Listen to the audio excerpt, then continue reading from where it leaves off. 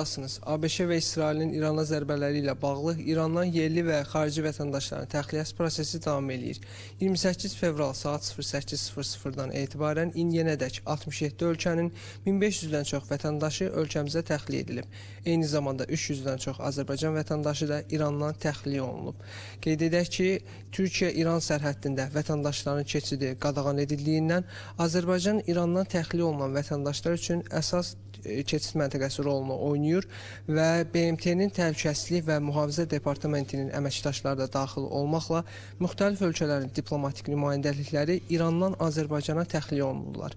Hətta bu gün gecə saatlarından etibarən Almaniya, İspaniya və Qazaxıstanın diplomatik nümayəndəlikləri də İrandan ölkəmizə təxliyə olunub. Eyni zamanda xatırladaq ki, dünən gecə saatlarında Azərbaycan diplomatları da İrandan ölkəmizə təxliyə edilib.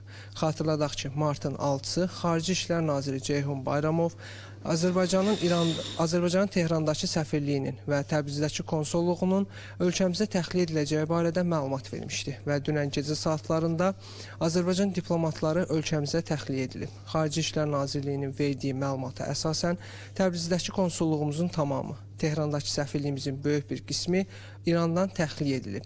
Eyni zamanda bir məlumat da diqqətinizə çatdırmaq istəyirəm ki, martın 5-i İranın Naxçıvan Muxtar Respublikasına hücumlarından sonra Nazirlər Kabineti Azərbaycan və İran sərhəddində yük avtomobillərinin keçidinə qadağalar tətbiq etmişdi. Dünən martın 6-sı axşam saatlarında isə qərar qismən aradan qaldırılıb, belə ki, Biləsuvar, Culfa və Astara dövlət sərhəddindən buraxılış məntəqələrindən yalnız Azərbaycan və İrana məxsus yük avtomobillərinin keçidi təmin edilib. Və biz də hazırda Astara dövlət sərhəddindən buraxılış məntəqəsindəyik və burada vətəndaşların təxliyəsi ilə yanaşı Azərbaycan və İrana məxsus yük avtomobillərinin keçidi də təmin edilir. Bir daha xatırladım ki, indiyənədək Azərbaycanın 300-dən çox vətəndaşı və 1500-dən çox əcnəbi vətəndaş İrandan ölkəmizə təxliyə edilib. Təxliyə olunanlar üçün burada hər bir şərait yaradılır. Onlar xüsusi avtobuslarla öncə paytaxta, oradan isə ölkələrinə qaytarılırlar.